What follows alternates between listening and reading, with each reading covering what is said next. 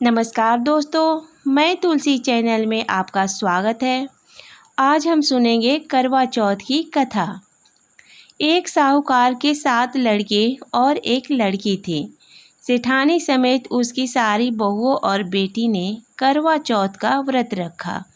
साहूकार के लड़के अपनी बहन से बहुत प्यार करते थे।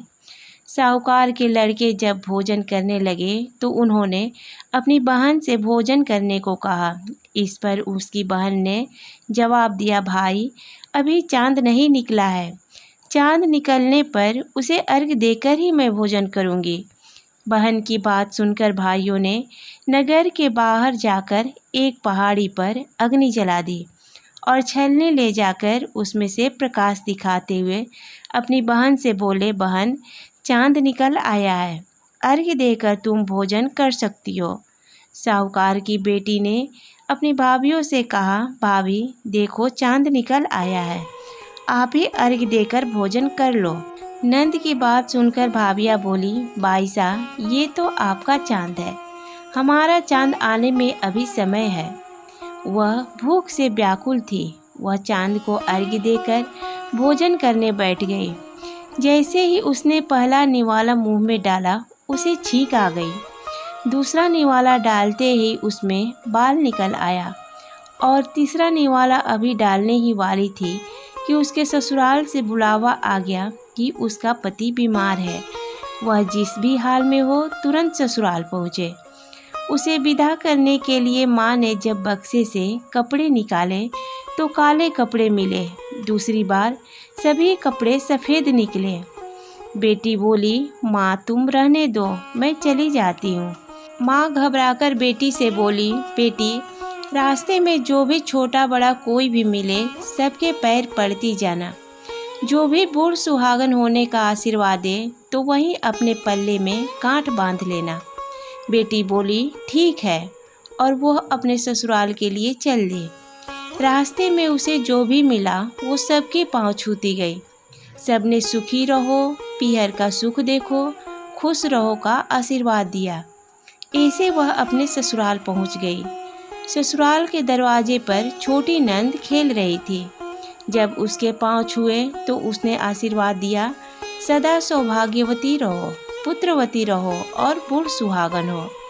यह सुनते ही उसने अपने पल्ले से गांठ बांध ली। जब घर के अंदर गई तो उसने देखा उसका पति मरा हुआ जमीन पर लेटा है और उसे ले जाने की तैयारी हो रही है। वो बहुत रोई, बहुत चिल्लाई। जैसे ही उसे ले जाने लगे वो रोती चिल्लाती बोली, मैं इन्हें ले जाने नहीं दूंगी। फिर भी जब कोई नहीं माना तो वो बोली, मैं भी साथ जाऊंगी।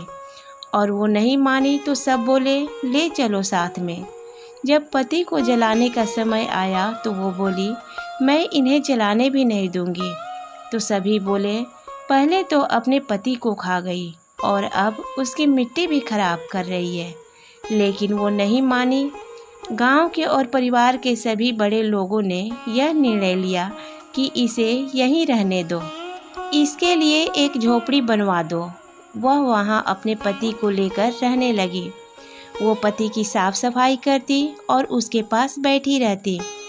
उसकी छोटी नंद दिन में 2 बार आकर उसे खाना दे जाया करती। वह हर चौथ का व्रत करती, चांद को अर्घ्य देकर ज्योत देखती और चौथ माता आती तो चौथ माता कहती, करवो ले, भाइयों की प्यारी बहन करवो ले, घड़ी बुखारी करवो ले। तो वो चौथ माता से अपने पति के प्राण मांगती। तो चौथ माता उसे कहती, जब हमसे बड़ी चौथ आएगी तो उसे अपने पति का प्राण मांगना।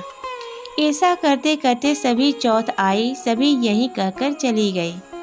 आश्विन की चौथ बोली, तुमसे कार्तिक की चौथ माता नाराज है, वहीं तेरा सुहाग लौटाएंगी। जब वो आएंगी तो उनके पैर मत छोड़ना। जब करवा चौथ आने वाली हुई तो उसने अपनी छोटी नंद से पूरे श्रृंगार और सुहाग का सारा सामान मंगवाया और करवे भी मंगवाए। सास ने सोचा, पागल हो गई है, जो मांगती है दे आओ। साहूकार की बेटी ने करवा चौथ का व्रत रखा। चांद निकलने पर अर्घ्य दिया, चौथ माता की जोत करी, जब चौथ माता प्रकट हुई तो चौथ माता बोली, करवो ले 7 भाइयों की प्यारी बहन करवो ले, दिन में चांद उगाने वाली करवो ले, घड़ी बुखारी करवो ले। तब उसने उसके पैर पकड़ लिए और बोली, माता मेरा सुहाग वापस करो। चौथ माता बोली, तू तो बड़ी भूखी है, 7 भाइयों की प्यारी बहन है, तुझे सुहाग से क्या काम। तब वह बोली, नहीं माता नहीं, मैं आपके पैर तब तक नहीं छोड़ूंगी जब तक आप मेरा सुहाग वापस नहीं करती। चौथ माता ने सुहाग का सारा सामान मांगा तो उसने एक एक करके 16 श्रृंगार का पूरा सामान माता को दे दिया।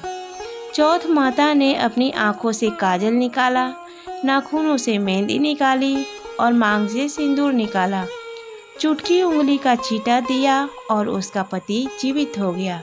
और चौथ माता जाते जाते उसकी झोपड़ी पर लात मार गई, जिससे उसकी झोपड़ी महल बन गई। जब छोटी ननद अगले दिन खाना लेकर आई तो उसने देखा कि झोपड़ी की जगह तो महल खड़ा है। वो नंद को देखते ही दौड़कर उसके पास आई और बोली, देखो भाई साहब, आपका भाई वापस आ गया है। अब जाओ और सासू जी से कहो गाजे बाजे के साथ हमें लेने आए। ननद दौड़ी दौड़ी माँ के पास जाकर बोली, माँ भाई जिंदा हो गया है। माँ बोली, उस भाभी के साथ तेरा भी दिमाग खराब हो गया। ननद बोली, नहीं माँ, मैंने देखा है, भाई सच में जिंदा हो गया है। भाभी ने गाजे बाजे के साथ हमें बुलाया है। सभी घर वाले गाजे बाजे के साथ अपने बेटे को लेने पहुँचे। बेटे को जिंदा देकर सास बहू के पैर छूने लगी और बहू सास के पैर छूने लगी। वो बोली, देखो माँ, आपका बेटा वापस आ गया। सास बोली, मैंने तो साल भर पहले ही इसे अपने घर से भेज दिया था, वो तो तू ही थी जो इसे वापस लेकर आ गई। हे चौथ माता, जैसे साहूकार की बेटी के साथ पहले किया वैसे किसी के साथ मत करना, और बाद में जैसे उसे सुहाग दिया वैसे सबको देना और सभी पर अपनी कृपा बनाए रखना। दोस्तों, अगर आपको ये कहानी पसंद आई हो तो वीडियो को लाइक और चैनल को सब्सक्राइब कर कमेंट बॉक्स में जय चौथ माता ज़रूर लिखें। धन्यवाद।